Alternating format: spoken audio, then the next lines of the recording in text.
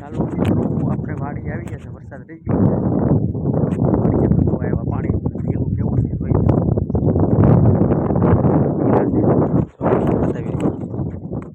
વરસાદ બહુ પડી ગયો છે ખેતરમાં કાળો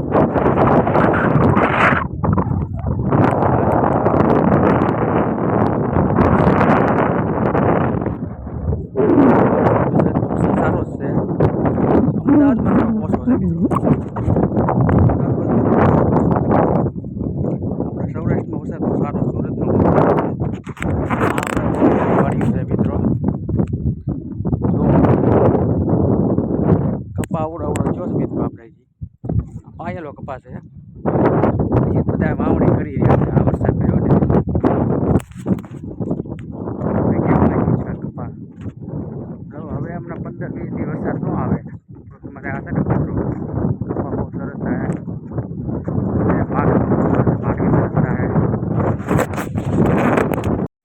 જો મિત્રો આ વાડીનો મકાન આવી ગયું છે. આપણે અહીંયા છે જામફળી, બદામ, આંબો એ મકાન છે મિત્રો. બહુ સરસ મજાનું આ વાડીએ પ્રોગ્રામ કર્યો હોય મિત્રો તો બહુ મજા આવી જાય. મકાન તમને કેવા લાગ્યા વાડીએ? તો આ મકાન પાકું રાખેલું છે મિત્રો. અહીંયા 4 વ્હીલ પડી છે પણ બંધ પડી છે. એ ગાડી વરસાદની પલ્લી ગઈ એમાં માટે બંધ પડી છે. અહીંયા કુંડી ને ગાળ પાણીના ગોળા ભરેલા છે. અહીંયા પ્રોગ્રામ ને બધા પરિવાર સહાય આવ્યા તો બહુ મજા આવે છોકરાઓને રમવાની. બદામ ખાય, સીતાફળ ખાય. રોજો નકરા સીતાફળ હજી નાના છે.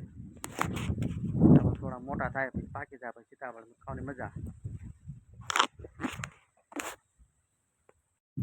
મિત્રો પવન બહુ છે. અવાજ તમને થોડો ઘણો ઓછો સંભળાય. તો આ છે ને ગાડા કેળો છે પણ એટલું પાણી એવું નહીં ત્યારે ખેડૂતો એમ કહે છે કે આ મારે આ રસ્તેથી ગાડી કે ટ્રેક્ટર કોઈ હાલી ન શકે કેમ કે ફૂટી જાય. એટલો વેકરો ભરાઈ ગયો છે. ઓછી જમીન થઈ ગઈ છે. તો કેટલો ગાડા કેળો છે વાડીવાળો. આ વાડી અહીંયા આવવું હોય મિત્રો ભાઈ તો આ કેળો બતાવ્યો ને કેળેથી આ વાડીએ આવવાનું. આ વાડી થોડી ગાડીએ આ કેળે જવાનું. પણ હવે કેળા પછી બધા એટલા પાણીથી ભરાઈ ગયા હતા. અત્યારે નદી ને નેરા જેવું કરી નાખ્યું.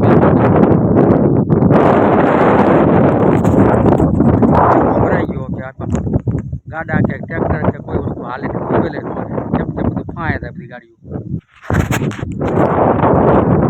ખેતર એટલા બધા ધોવાઈ ગયા છે ને કે આ બધા ખેડૂત એમ કે અમારે હવે દિવાળી સુધી આ ખેતરમાં વાવાઈ ન હતી. કેમ કે આ ખેતર ધોવાઈ ગયા પછી પૂરી કરવી પડશે.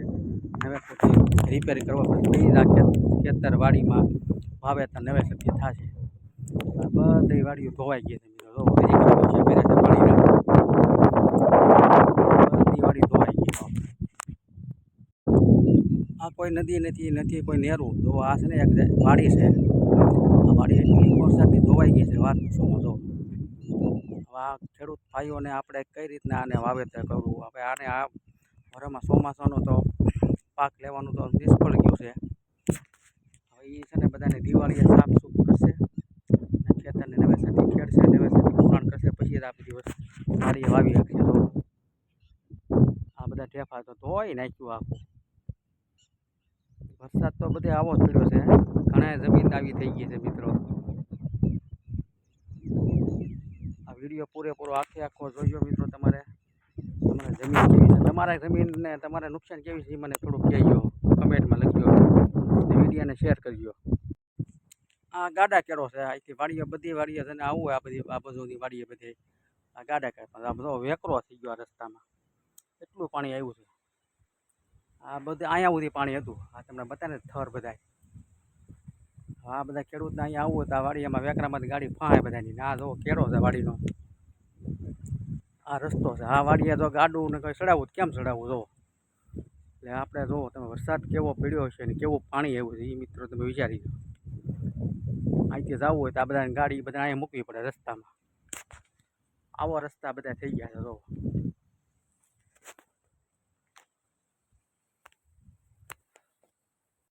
મારી પાછળ છે ને મિત્રો એ બધો કપા બળી ગયો. એટલો વરસાદ પડ્યો ને એટલો આ કપા ડૂબી ગયો. એટલું પાણી હતું આ ખેતરમાં. ગોઠણભર પાણી અહીંયા હતા વાડીઓમાં ખેતરમાં.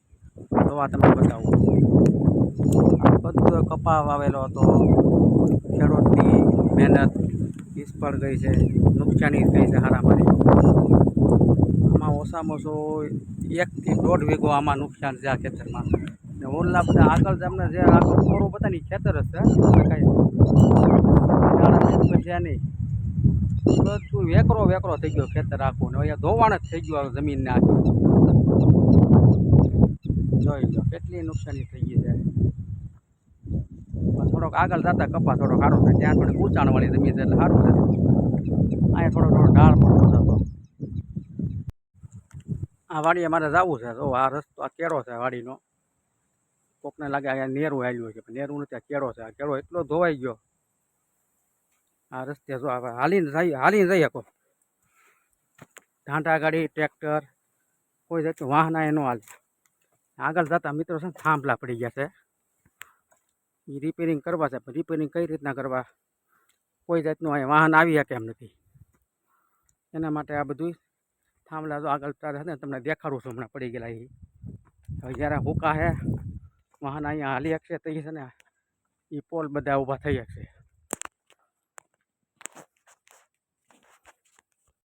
આ થાંભલેથી છેડા કાપી નાખ્યા છે, આગળ લાઈન આમ જાય છે. તો એક જ પોલ અહીંયા ઊભો રહી ગયો છે. એનાથી આગળ 2 થી 3 પોલ પડી ગયા. એટલે વાડીઓવાળાને મજૂર જે રહે છે સાંજે લાઈટ નથી મળતી. જેની વહેલી તકે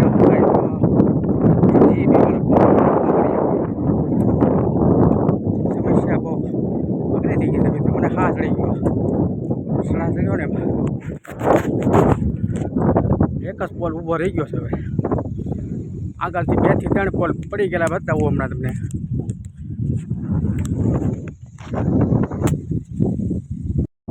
આ પોલ પડી ગયેલો છે, તમે પેલો પોલ. એટલું પાણી ભરાતા, પવન તો નહોતો, પાણી એટલું બધું ભરાણું ત્યાં ખાડો પડી ગયો, પોલ પડી ગયા. 1 અમે 2 એની આગળ 3. મકાન બતાવે છે, મકાનવાળા લાઇટ તો છે નહીં, હોય લાઇટ આવશે તો એને સાંજે પવન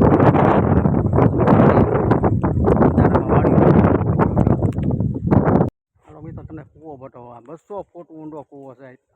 આ બધી વાડીઓ છે ને બધામાં 200 ફૂટ કૂવા ઊંડા હોય. જોવો ચાલ આગળ નજર મારો કેટલો ઊંડો જોઈ લો તમારી રીતે. આરસીસી કરેલો આ કૂવો બધી 200 ફૂટથી ત્યાં જમીન ઉધી રહે. આરસીસી ઊંડો તો જોવો.